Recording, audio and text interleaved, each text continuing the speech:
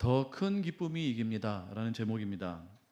같이 하나님 말씀을 나누실 텐데요. 더 큰 기쁨이 모든 사단의 공격과 유혹을 이기는 줄 믿습니다. 네, 이게 오늘의 주제고 핵심입니다. 사람들은 이렇게 말을 합니다. 도대체 인생을 무슨 낙으로 사나, 이런 말씀 들어보셨죠? 또 이런 말씀 여러분도 가끔씩은 해보셨을 줄 압니다. 사람이 무슨 낙으로 사나, 내가 무슨 재미로 사나, 뭐 이런 말씀들을 많이 하십니다. 성경에도 그런 말이 있습니다. 아브라함의 아내 사라가 자기가 너무 나이가 많아서 아이를 낳지 못함을 알고 내가 무슨 즐거움으로 살겠습니까? 정확히 말하면 무슨 즐거움이 있으리요? 이렇게 말을 했던 거 기억이 나실 겁니다. 그러니까 사람에게는 이러한 즐거움이 필요하다라는 것이죠. 우리가 흔히 이렇게 주말이나 휴가를 마치고 나서 무슨 말을 합니까? 출근할 때, 월요일 아침에 출근을 할 때, 어떤 주말이나 긴 주말이나 어떤 휴가를 마치고 나서 출근해야 될 때 무슨 말 하죠? 무슨 말씀하십니까? 출근하는 그 심정이 좀 힘드시죠? 그러면서 하시는 말씀이, 이제 좋은 날 다가오고 무슨 낙으로 사나, 무슨 재미로 사나, 이런 말씀들 하십니다. 마음이 이제 많이 무너지는 거죠. 이런 말들을 통해서 사람이 어떤 존재인가를 우리가 생각해 볼 수가 있습니다. 그 힌트가 이런 말들에 나와 있는 것 같아요. 사람은 낙이 있어야 살 수 있다는 것이에요. 사람은 낙이 있어야 살 수 있습니다. 기쁨이 있어야 살 수 있다는 말이죠. 물론 반대 말도 많이 있어요. 반대를 할 수 있습니다. 무슨 반대일까요?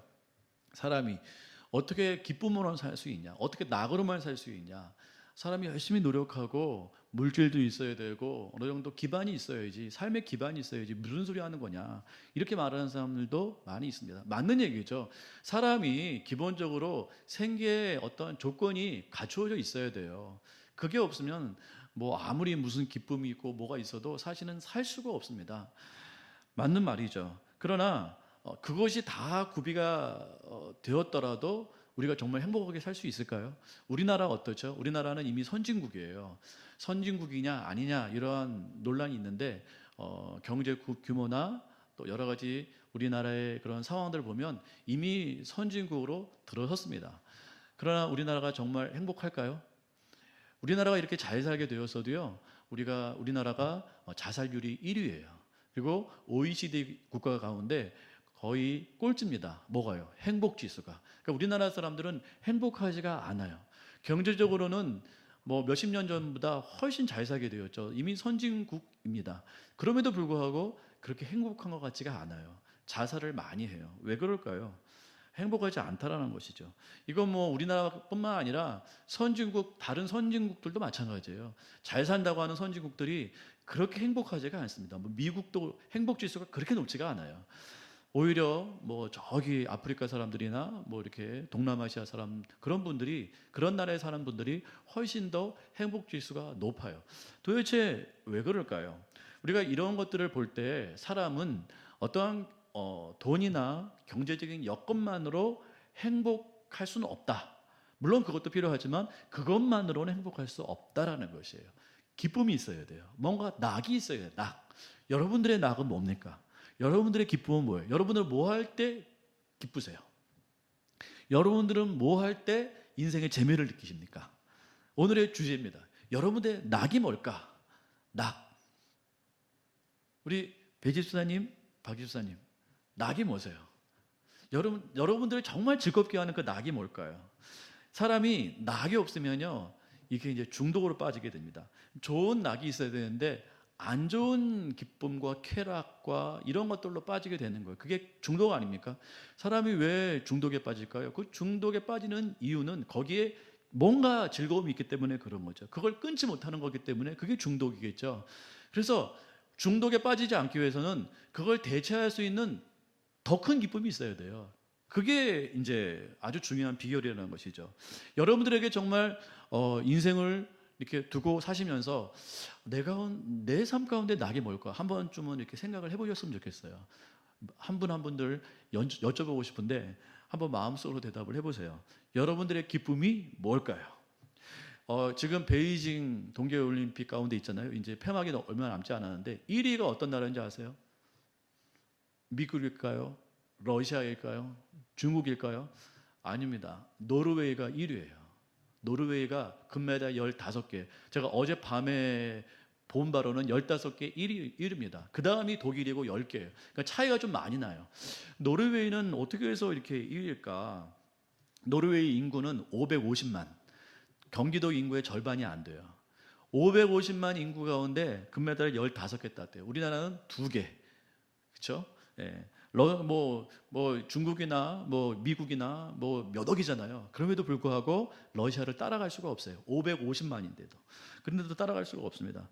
왜 그렇게 노르웨이는 이렇게 금메달을 잘 딸까요? 동계올림픽에서. 그 나라는 겨울의 날이에요. 1년 중에 40%가 눈이 온답니다. 그러니까 5월까지 눈이 온대요. 그러니까 맨날 눈이 오는 거예요. 그 나라 속담 가운데 이렇게 하는 말 가운데 그 나라 아이는 스키를 신고 태어난다 이런 말이 있어요. 그러니까 스키 타는 게 너무 자연스러운 일인 것이에요. 그 겨울 스포츠에 강하죠. 강국입니다. 근데 이 나라의 특징이 뭔지 아세요?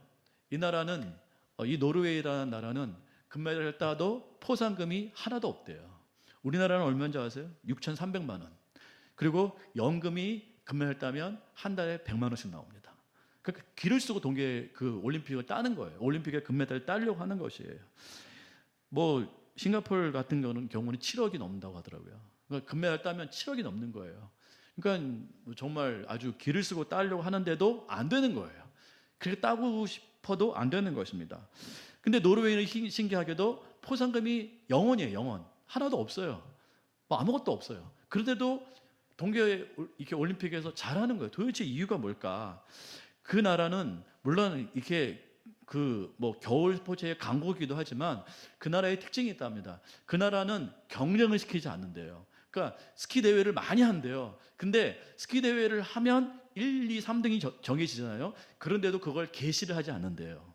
그러니까 사람들을 어릴 때부터 경쟁을 시키지 않는다고 합니다. 그러니까 경쟁을 하면 물론 잘하는 사람도 있지만 못하는 사람도 있거든요. 떨어지는 사람도 있거든요. 그러니까 그런 어떠한 이러한 안 좋은 문화를 만들지 않기 위해서 그 나라에서는 경쟁을 시키지 않는다고 합니다. 그러니까 등수를 매기지 않고요. 물론 이렇게 대회는 하지만 그것을 개시를 하지 않는다 이렇게 말을 하고 있습니다. 그래서 그들은 스키 타고 썰매 타는 것이 기쁨이에요. 대회를 하는 것이 축제라고 합니다. 그러니까 나 3등 했어. 러시아 요번에 그러잖아요. 2등 했는데 은메달 땄는데 막 울었다고 억울해가지고 그리고 쌍욕을 했대요. 하여 러시아 사람이 그런 말. 그러니까 너무 경쟁적인 거예요. 근데 신기하게 노르웨이는 경쟁을 잘 안 하는 거예요. 어렸을 때부터 그냥 즐거움으로 타는 거예요. 스키를 기쁨으로 타는 거예요. 대회가 축제인 거예요. 그러니까 스키가 좋은 거죠. 그러니까 그들의 인식 가운데 스키는 좋은 것, 이렇게 스케이트 타는 건 재미있는 것, 이러한 인식이 박혀 있는 것 같아요. 그래서 그들은 끝까지 재미있게 그렇게 경기를 하고 그렇게 한답니다. 그 나라의 특징은 단합이 잘 된대요. 그러니까 봅슬레이라든지 팀 추월이라든지 이런 것들은 단합해서 하는 건데 이런 것들을 굉장히 잘하는데요. 경쟁하지 않으니까요. 그래서 굉장히 좋은 문화를 갖고 있다고 합니다. 그래서 기자가 결론적으로 그렇게 썼어요. 노르웨이는 경쟁하지 않아서 경쟁력이 생겼다 이렇게 말합니다. 경쟁하지 않아서 경쟁력이 생겼다.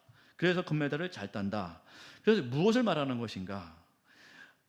즐겨야 잘한다는 뜻이에요. 결론은 즐기면 잘한다. 물론 서장훈 같은 사람들은 말도 안 된다 이렇게 말을 해요. 물론 우리가 어떤 수준에 도달하기 위해서는 열심히 해야 돼요. 열심히 해야 됩니다.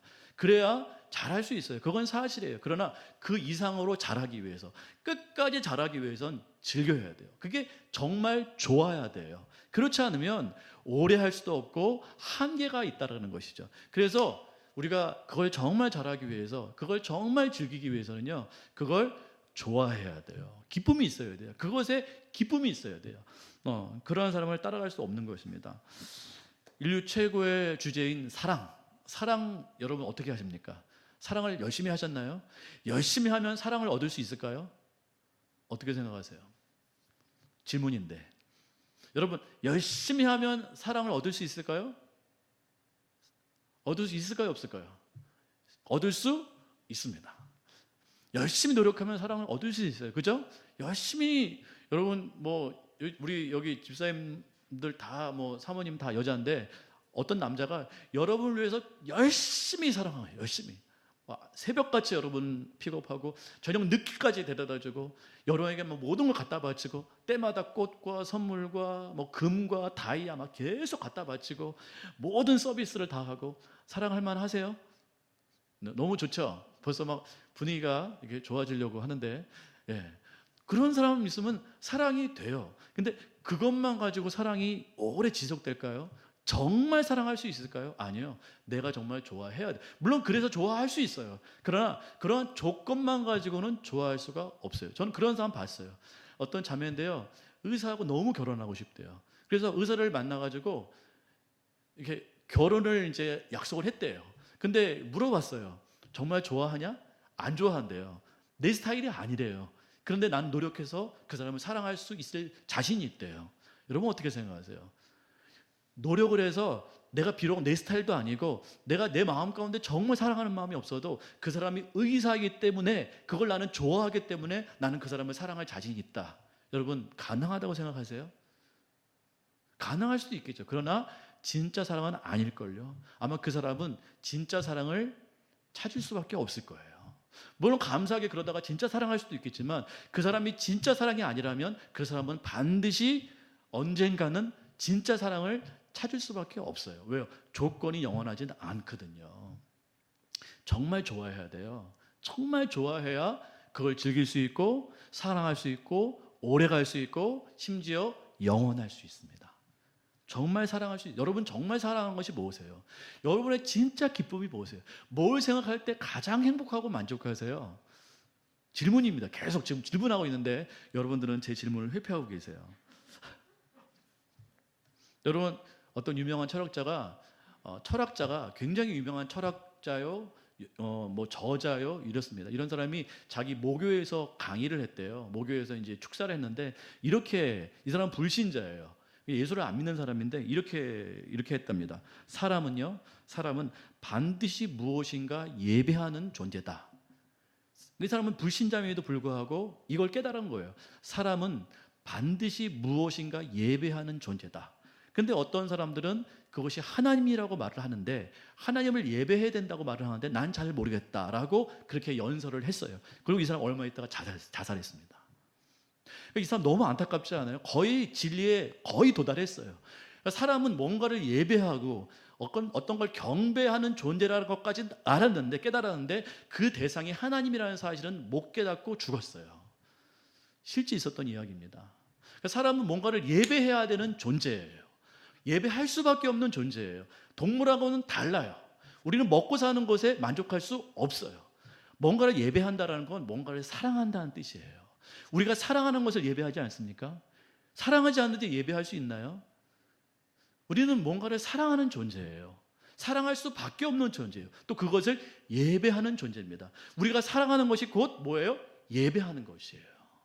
그래서 성경에는 너희는 우상 숭배하지 말라고 했는데 그 우상이 뭔지 아세요? 우리가 하나님 외에 사랑하는 그것이에요. 그게 바로 우상입니다. 여러분들은 무엇을 예배하고 계신가요? 많은 사람들이 예배하고 있습니다. 많은 사람들이 뭔가를 사랑하고 있어요. 뭔가를 절대적인 사랑으로 그렇게 생각을 하고 있다는 것이죠. 그것이 연인일 수 있고요, 가족일 수 있고요, 자녀일 수 있고요, 애완동물이 요새는 애완동물이 가족보다 위에 있더라고요. 애완동물을 지극히 사랑해요. 저는 대부분 한 유모차의 한 5대 중에 하나는 동물이에요. 그 어느 젊은 여인분이 이렇게 정성스럽게 유모차를 끌고 가길래 어떤 애인가 항상 보거든요. 아기를 좋아하니까 아기를 보면 5에 하나는 개더라고요. 개가 유모차에서 거의 이러고 있어요. 아기 마냥 너무 웃겼어요. 그래서 몇 번 속았습니다. 요새는 애완동물이 거의 가족보다 위에 있어가지고 거의 사랑을 너무 받고 있는 존재가 됐어요. 그렇습니다. 어떤 분 진짜 그 애완동물을 예배하는 것 같아요. 돈과 재정을 예배하는 사람도 꽤 있어요. 그리고 자기의 외모를 예배합니다. 자기의 몸을 예배해요. 그 사람에게는 외모를 가꾸고 몸을 이렇게 가꾸는 것에 모든 시간을 투자해요. 나쁜 건 아니죠. 그러나 그걸 절대적인 사랑으로 알고 예배를 하고 있다는 것이죠. 또 어떤 다른 사람들의 평가나 인정이 그 사람의 예배의 대상일 수 있어요. 또 사회적인 성공, 이것이 그 사람의 예배의 대상이에요. 절대적인 인생의 목표죠. 그걸 사랑하고 있는 것이에요. 그리고 워라벨의 인생, 워라벨이 뭔지 아세요? 일과 쉼의 균형이에요. 이걸 철저히 지키는 사람이 있어요. 열흘 일했으면 열흘은 반드시 놀아요. 그러한 곳이 꽤 많이 있어요. 그래서 한 2, 3일을 쉬는 곳이 꽤 있습니다. 가게 중에. 이 사람들은 워라벨이 거의 목숨과 같아요. 무조건 쉬어야 돼요. 무조건 휴가 가야 돼요. 무조건 즐겨야 돼요. 이것이 이 사람에게 예배의 대상이 되었다라는 것이죠. 우리 안에도 이런 것들이 많이 있어요. 이런 것들이 나쁜가? 아니요. 나쁘지가 않아요. 좋은 것입니다. 선한 것입니다. 우리를 즐겁게 합니다. 그러나 이것이 우리의 절대적인 사랑의 대상이라면 자칫 이것이 우상이 될 수 있고, 이러한 기쁨에 빠지다 보면 우리가 영원한 만족을 누리기보다 한계가 있는, 제한이 있는 그러한 행복과 만족을 우리가 추구할 수도 있다. 그러니까 진짜 행복과 진짜 만족이 아닐 수 있다는 것이죠. 그러니까 헛된 만족과 헛된 행복을 우리가 찾는 그러한 우상 숭배의 예배에 우리가 나갈 수 있다는 것이죠. 우상은요, 불상이나 석상이 아니에요. 잘못된 것이 아니에요. 우리가 생각할 때 우상은 뭔가 잘못되고 뭔가 더럽고 뭔가 이렇게 거짓되고 이것이 우상이라고 생각하는데, 우리 대부분의 삶 가운데 우상은 좋은 것이에요. 어떤 사람이 이렇게 말을 했어요. 좋은 것을 좋아하는 것, 이건 죄다. 좋은 것을 좋아하는 것이 아니라 좋은 것, 세상에 있는 좋은 것보다, 좋은 것을 사랑하고 좋아하는 것보다 더 큰 걸 좋아해야 된다. 더 큰 것. 이게 우리의 우상 숭배라는 거예요. 그러니까 좋은 것을 좋아하는 것이 우상 숭배다. 이렇게 말을 하고 있습니다. 더 좋은 것 대신 하나님을 우리가 예배하고 사랑해야 된다. 이렇게 말을 하는 것을 제가 본 적이 있습니다. 성경에서 첫 번째 계명, 10계명에서 첫 번째 계명이 뭘까요? 여러분, 10계명에서 첫 번째 계명. 너는 나 외에 다른 신들을 내 앞에 두지 말아라. 이게 10계명의 첫 번째 계명입니다. 우리가 다 알고 있지 않습니까? 여기서 중요한 것은 이 계명에서 말하고자 하는 것이 뭘까? 너는 너 앞에 다른 신을 두지 말라는 거예요. 앞에라는 뜻은 히브리어로 판님이라는 뜻입니다. 판님은 면전이라는 뜻이거든요. 그러니까 너는 네 면전, 네 코앞에 다른 신을 두지 말아라. 무상 두지 말아라는 뜻이에요. 그러니까 우리 가장 가까운 것에 무엇이 있느냐, 이걸 물어보고 있는 거예요. 첫 번째 계명은. 여러분 가장 가까운 곳에 뭐가, 여러분 가장 가까운 것을 무엇으로 이렇게 세우기를 원하십니까? 무엇으로 두기를 원하십니까? 우리가 사랑하는 것 아니겠어요? 여러분 가장 가까운 곳에 스마트폰이 있지 않으세요? 여러분 가장 가까운 곳에 자녀 있지 않으세요? 여러분 가장 가까운 곳에 여러분이 가장 사랑하는 그 무엇이 있지 않습니까? 그것을 하나님 외에 두지 말라는 뜻이에요. 여러분 가장 가까운 곳에 하나님이 계셔야 된다는 뜻입니다. 이게 첫 번째 계명이에요. 이게 첫 번째 계명임과 동시에 모든 계명의 뿌리입니다. 다른 모든 계명은 가지일 뿐이에요.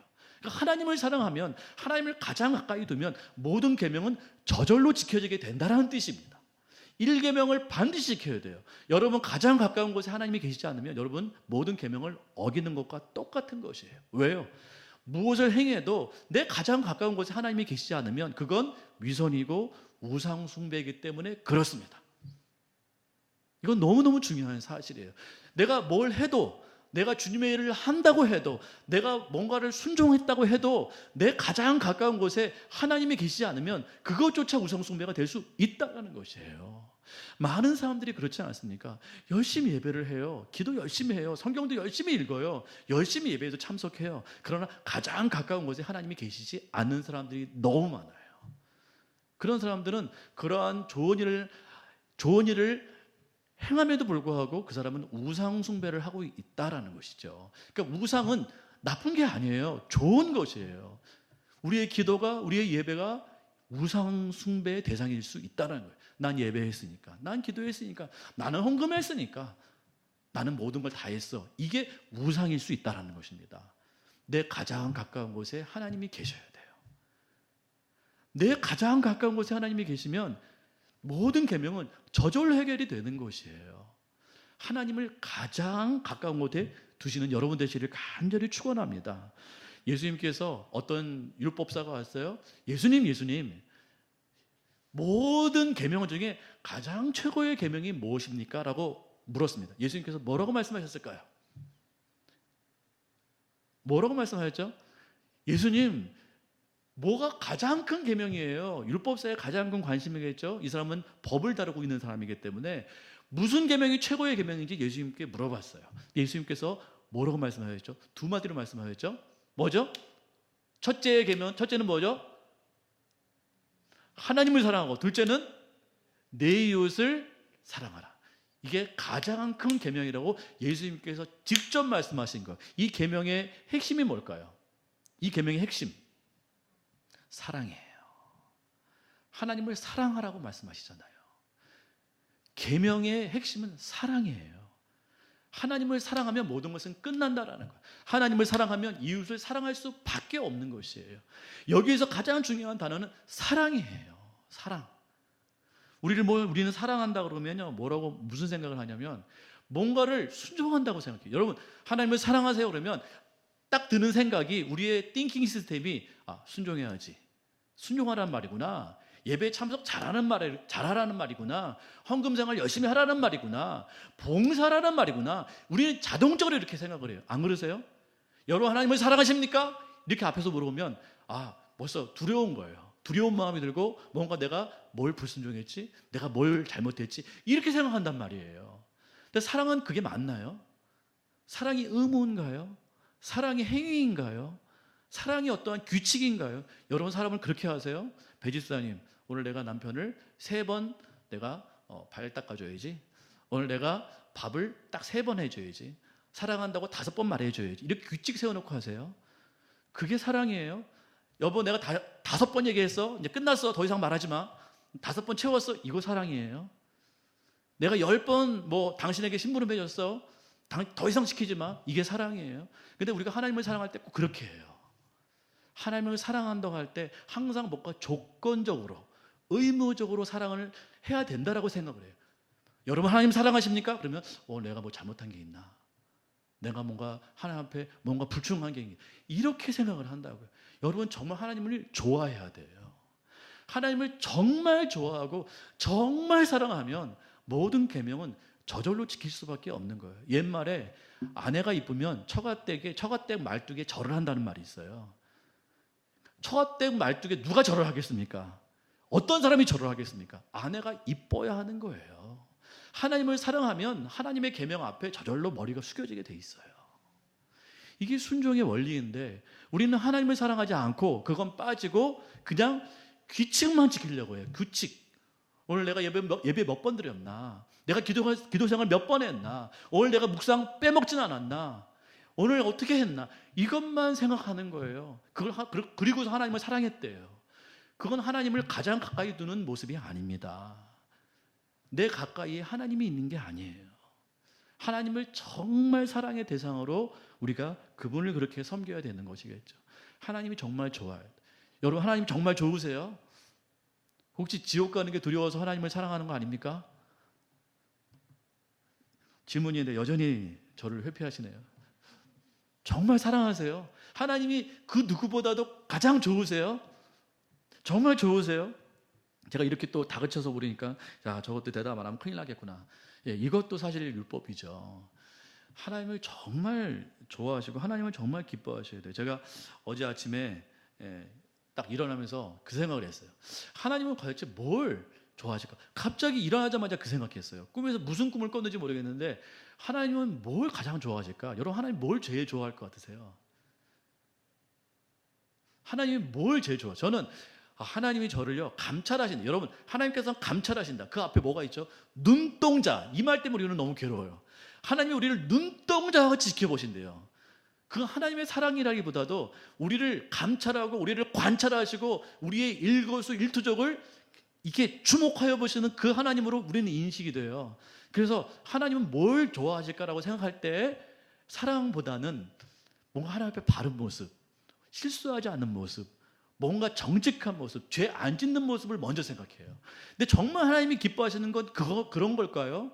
우리가 완벽한 그러한 모습을 하나님께서 기대하시고 우리의 모든 삶의 하나하나를 다 지켜보고 계실까요? 잘했어. 요건 못했어. 그래, 요건 잘했어.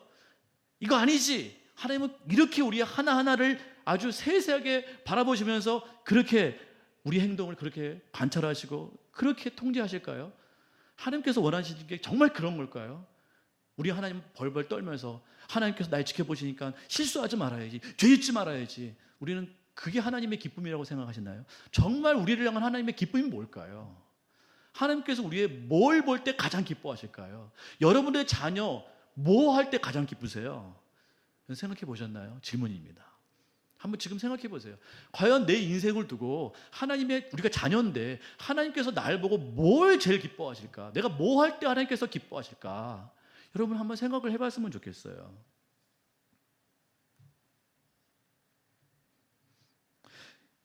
그래서 아침에 제가 그런 생각을 했었습니다. 하나님께서는 도대체 뭘 기뻐하실까?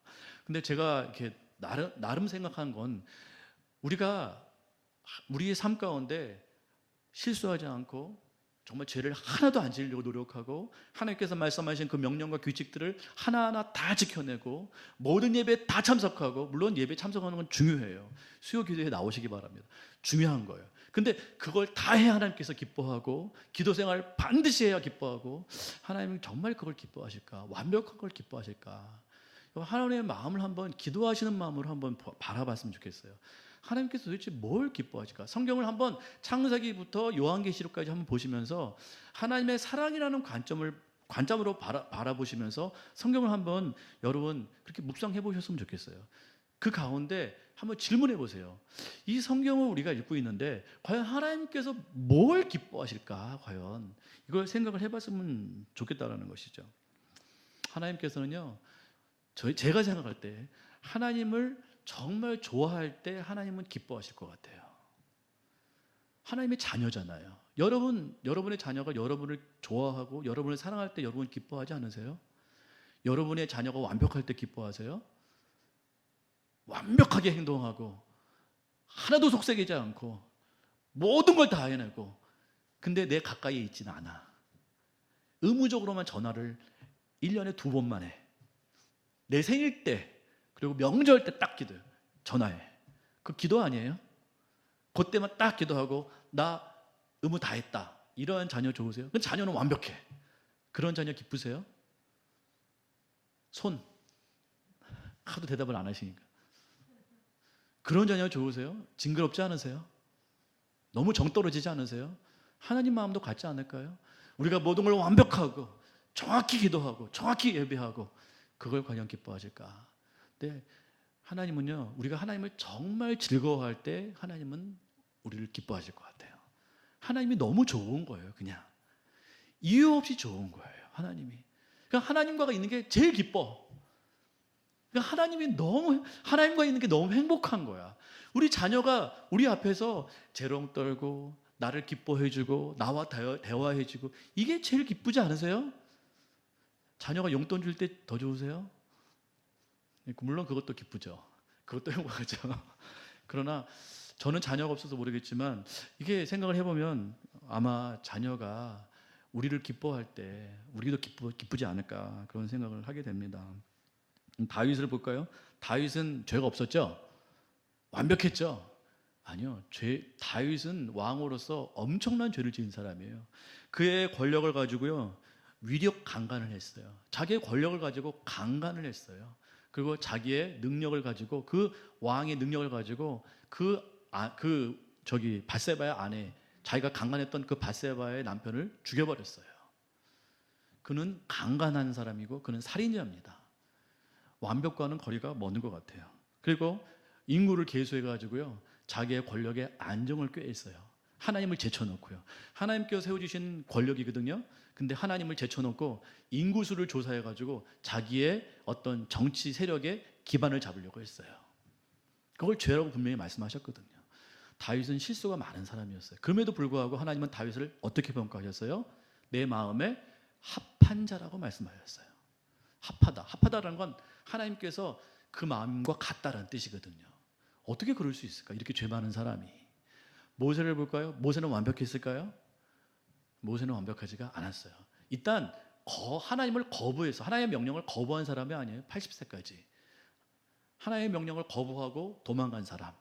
80세에 부름받아가지고 완벽했나요? 아니요. 그는 완벽하지 않았습니다. 자기 혈기를 못 이겨가지고 하나님 앞에 막 혈기 부리다가 결국 가나안 땅에 못 들어간 사람이에요. 가나안 땅에 못 들어갔어요. 가나안 땅에 들어갈 수 있는 자격을 상실한 사람, 그게 모세예요. 그리고 이방인 여자를 아내로 삼았어요. 그리고 그의 모든 족적을 보면 그렇게 믿음이 좋은 것만은 아니었어요. 그럼에도 불구하고 모세를 향해서 온 세상 가운데 모세만큼 온유한 사람이 없다라고 말씀하셨어요. 하나님 앞에 그만큼 순종한 사람이 없다라고 인정해 주신 거예요. 도대체 뭘까 이게? 완벽해야 하나님께서 기뻐하시는 거 아니에요? 인정하시는 거 아니에요? 근데 하나님께서는 평가가 좀 다르습니다. 완벽한 사람을 합한 자라고 말하지 않아요. 완벽한 사람을 온유하다고 말하지 않으시는 것 같아요. 하나님께서 인정하시는 부분은 뭘까? 다윗을 볼까요? 시편 27편 4절 말씀입니다. 다윗이 이렇게 행동을 했어요. 시작. 내가 여호와께 바라는 한 가지 그것을 구하리니 곧 내가 내 평생에 여호와의 집에 살면서 여호와의 아름다움을 바라보며 그의 성전에서 사모함. 여러분 다윗의 시를 읽어보면 이것뿐만 아니라 다윗이 얼마나 하나님을 사랑하고 흠모했는가를 알 수 있어요.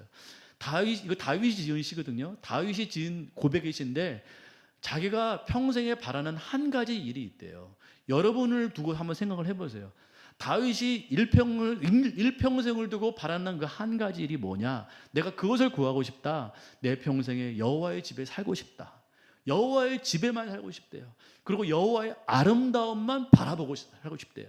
여호와의 아름다움을 바라보며 그의 성전, 그의 집이죠. 그의 성전에서 사랑하며 사모한다라는 건 사랑하는 거죠. 사랑하며 살고 싶은 그것이다라는 것이에요. 다윗의 중심에는 하나님을 향한 말할 수 없는 사랑이 있었어요. 나는 하나님의 집에 살고 싶다. 내 궁정이 아무리 훌륭해도 하나님께서 계신 그 하나님의 집에 살고 싶다라는 거예요. 거기에 살면서 하나님의 아름다움, 가까이 있어야 되는 거 아닙니까? 하나님과 가까이 지내면서 그 하나님의 아름다운 모습을 바라보면서 하나님을 사랑하며 사는 것이 내 평생의 소원이다라는 거예요. 이건 율법적인 사람이 고백할 수 있는 그런 고백은 아닙니다. 의무로 가득하고 법으로 충만한 사람이 고백할 수 있는 그런 고백은 아니에요.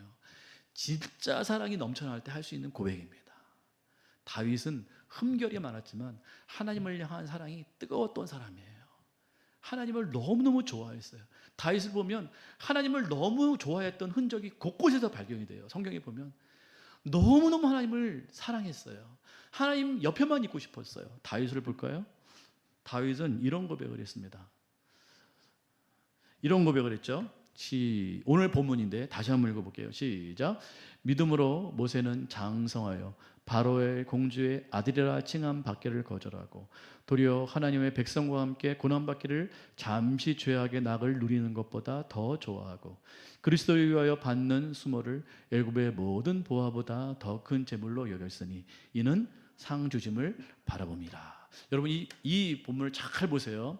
여기서 가장 중요한 핵심은요, 좋아했다라는 거예요. 좋아했다. 중간에 보면 잠시 죄악의 낙을 누리는 것보다 더 좋아했다라는 거예요. 뭐가요? 하나님의 백성과 함께 고난 받는 것을요. 하나님의 백성과 함께 고난 받는 것을 잠시 죄악의 낙을 누리는 것보다 뭐예요? 더 좋아했다라는 거예요. 좋아했다라는 게 포커스예요.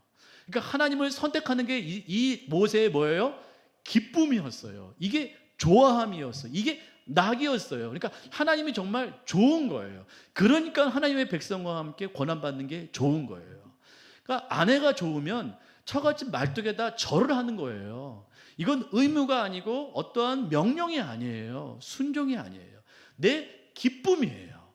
하나님이 너무 좋으니까, 예수님이 너무 좋으니까 하나님의 백성, 그 백성과 함께 있는 것이 좋은 것이에요.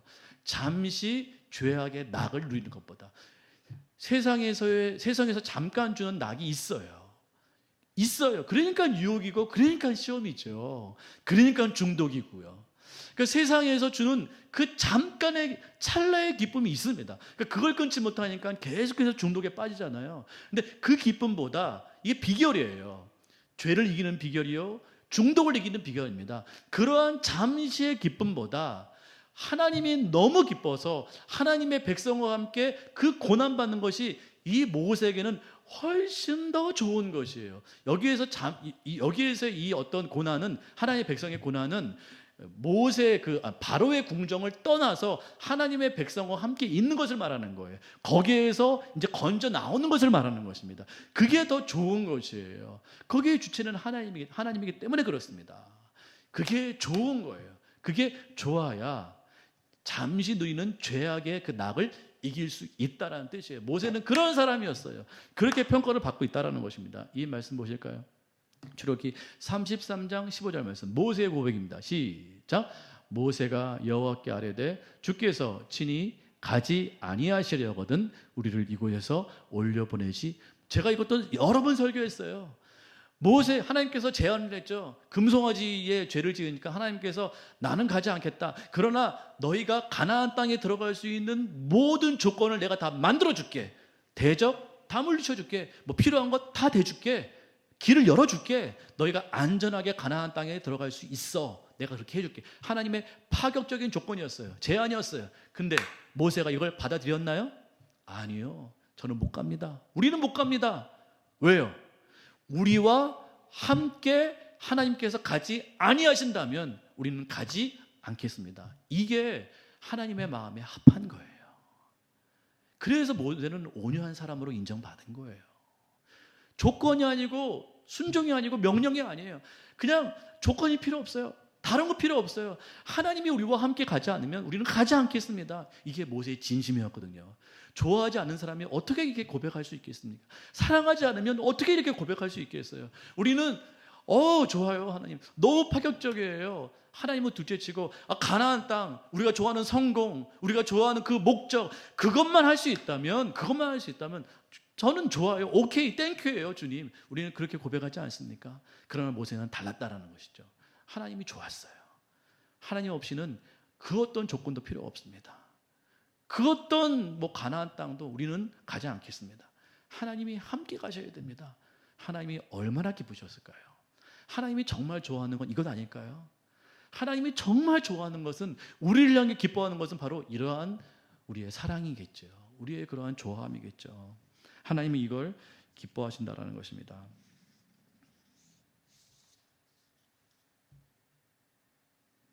그렇습니다. 이게 우리의 기쁨이 되어야 될 줄 믿습니다. 하나님이 정말 좋아해야 돼요. 하나님이 정말 우리가 사랑을 해야 된다는 것입니다. 아담과 이것만 하고 마치겠습니다. 아담과 하와가 사단에게 속아서 선악과를 따먹었잖아요. 그때 이렇게 평가를 했습니다.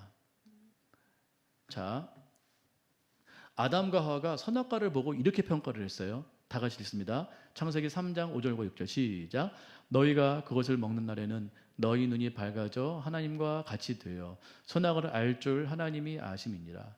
여자가 그 나무를 본즉 먹음직도 하고 보암직도 하고 지혜롭게 할 만큼 탐스럽기도 한 나무인지라. 여자가 그 열매를 따먹고 자기와 함께 있는 남편에게도 주매 그도 먹은지라. 자, 하와가 봤을 때 이 선악과 나무가 어떻게 보였나요? 먹음직도 하고 보암직도 하고 지혜롭게 할 만큼 탐스럽. 이게 선악과입니다. 선악과는 악한 나무가 아니에요. 좋은 나무고 탐스러운 나무예요. 사단은 그렇게 우리를 유혹한다는 것이죠. 좋은 것으로 유혹한다는 거예요. 그게 선악과예요. 그러니까 하와가 봤을 때, 아담이 봤을 때 이게 보암직도 하고 먹음직도 한 거예요.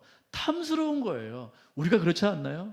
우리가 하나님 외에 다른 것들을 사랑하게 될 때 그게 보암직도 한 거예요. 먹음직도 하고 탐스러워 보이는 거예요. 사단이 우리를 하나님으로부터 이렇게 떼어놓을 때 쓰는 수법이 우리로 하여금 그런 것들을 더 좋아하게끔 만드는 거예요. 이 전까지 아담과 하와는 하나님을 좋아했었어요. 근데 선악과를 딱 들이밀면서 자, 볼만하지? 먹을만하지? 탐스럽지? 먹어봐. 그러니까 하나님 말고 선악과를 더 좋아하게 만드는 것이 사단의 수법이다. 우리가 거기에 넘어가면 그게 바로 죄 짓는 거다. 그러니까 좋아함의 방향을 다른 곳으로 돌려놓는 것이 사단의 전략이라는 거예요. 그러니까 하나님 좋아하는 것에서 다른 것을 좋아하게끔 만드는 것이 사단의 수법이고 전략이다. 여기에 우리가 넘어가면 절대 안 됩니다. 절대 다른 걸 더 좋아하면 안 돼요. 하나님이 최고로 좋아해야 돼요. 이게 하나님께서 우리를 향해서 가장 원하는 거예요. 난 무슨 일을 해도 하나님이 제일 좋아. 선악과 그거 나는 물론 좋아요. 그게 선악과가 좋아요. 근데 그것보다 하나님이 더 좋아. 이럴 때 우리는 죄를 짓지 않게 된다라는 것이죠. 아담과 하와가 하나님의 사랑으로 더 충만했다면 선악과를 따먹지 않았을 거예요. 자, 이 말씀. 자, 3장 1절이요. 창세기 시작. 그런데 뱀은 여호와 하나님이 지으신 들짐승 중에 가장 강교하더라. 뱀이 여자에게 물어 이르되 하나님이 참으로 너에게 동산 모든 나무 열매를 먹지 말라 하시. 자, 이 아까 했던 그 유혹 전에 이 이야기가 있어요. 아담 하와에게 이렇게 말합니다. 정말로 모든 동산의 그 나무의 열매를 따먹지 말라고 하나님께서 말씀하셨더냐? 이건 사실인가요? 아닌가요? 하나님은 뭐만 따먹지 말라고 말씀하셨죠? 선악과만. 근데 지금 사단은 어떻게 질문하고 있죠? 하나님이 정말로 모든 동산의 나무의 열매를 따먹지 말라고 하셨느냐? 이건 뭐죠? 거짓말이잖아요. 하나님은 그렇게 말씀하신 적이 없어요. 모든 나무를 다 먹어. 충분하게 먹어. 마음껏 먹어 말씀하셨고 단 선악과만 먹지 말라고 말씀하셨는데 사단은 이걸 뒤집어 가지고 하나님께서 정말로 모든 동산의 나무를 먹지 말라고 말씀하셨냐? 이건 거짓말인데 그 거짓말의 목적은 뭐예요? 하나님의 성품을 왜곡시키고 있어요. 하나님은 깐깐한 분, 하나님은 무서운 분, 하나님은 엄격한 분, 하나님은 우리에게 잔인한 분. 이렇게 하와에게 하나님의 성품을 왜곡시키고 있어요. 목적이 뭘까요? 하나님의 사랑을 의심하게 만드는 거예요. 그래, 하와가 생각할 때 하나님은 너무 쪼잔해. 하나님은 깐깐해. 그것도 먹지 말라고 해. 하나님은 너무 잔인해. 하나님은 너무 엄격해. 하나님은 자비스럽지가 않아. 이게 사단의 목적이에요. 하나님의 사랑을 자꾸 의심하게 만드는 거예요. 하나님의 사랑을 의심하게 만들면 그때부터 죄의 길로 들어서게 되는 거예요. 선악과를 덥석 이제 먹게 되는 겁니다. 왜요? 보암직도 하고 먹음직도 하고 탐스럽게 보이기 때문에 그래요. 그러니까 우리는 반드시 뭔가를 사랑해야 돼요. 선악과를 선택하든가 하나님은 선택해야 돼요. 중간은 없어요. 반드시 뭔가를 선택해야 돼요. 우리가 사랑하고 우리가 좋아하는 것들을 선택하며 살게끔 되어 있어요. 우리는 그 사랑의 대상이 하나님이냐 아니냐 그것밖에 선택의 여지가 없습니다. 난 아무것도 선택 안 할 거야. 나는 아무것도 좋아하지 않을 거야. 그런 사람은 없어요. 반드시 뭔가를 사랑할 수밖에 없는 존재예요. 그러니까 아까 그 철학자가 사람은 반드시 무엇이든 예배할 수밖에 없다라고 말하는 것이 정답이죠. 사람은 뭔가를 예배할 수밖에 없어요. 하나님을 예배하지 않잖아요. 그건 반드시 다른 걸 예배할 수밖에 없어요. 그게 사람이에요. 애초에 그렇게 창조됐어요. 그러니까 여러분 뭘 선택하시겠습니까? 오늘의 결론 하나님을 진짜 사랑해야 돼요. 하나님이 정말 좋아야 돼요. 인생 최고로 좋아야 돼요. 그래야 우리는 선악과를 선택하지 않을 수 있다. 이게 오늘의 결론입니다. 여러분 하나님 사랑하십니까? 네, 여러분 하나님이 정말 여러분 또 사랑하십니까? 그러면 또 성경책 피지 마세요. 성경책 오늘 말씀 읽어야 돼요. 나 오늘 뭐 빼먹었다. 묵상아 또 안 했네. 하나님은 그걸로 사랑을 말씀하시지 않아요. 여러분 가장 가까이에 하나님이 계셔야 돼요. 너무 좋아요. 저는 아내 자랑을 좀 할게요. 아내는 저 없이 못 살아요. 그걸 맨날 고백해요. 난 당신 없이 못 살아. 너무 행복해요. 아내가 저에게 돈을 주지 않아요, 사실. 아내가 저에게 서비스가 굉장하지는 않습니다. 물론 잘해줘요. 좋은 음식 또 근데 우리 아내의 제일 좋은 점은 저를 너무 좋아하고 자꾸 저 곁에만 있으려고 해요. 교회 가는 것도 사실 싫어요. 제가 교회 가서 뭐 한다 그러면 언제 올 거야? 설교 준비해야 돼. 언제 올 거야? 너무 행복해요. 너무 좋아요. 그래서 사실은 눈물이 나려고 합니다. 아내 없으면 저도 못 살아요. 가끔 생각해요. 표현은 못하지만. 여러분 하나님 없이 살 수 있겠어요? 정말 하나님 없으면 너무너무 싫어. 너무 두려워. 마치 혼자 자는 그 아이처럼, 꼬맹이처럼. 금쪽 같은 내 새끼인가 보니까 그런 아이가 있더라고. 엄마가 떨어져도 못 사는 거예요. 우리가 그런 존재가 하나님 앞에 되어야 되지 않겠습니까? 하나님 없이 모세가 그거예요. 다 필요 없어요. 하나님 떠나면 저는 못 살아요. 그 고백한 거 아니에요? 하나님은 그 사랑을 너무 기뻐하신다고요.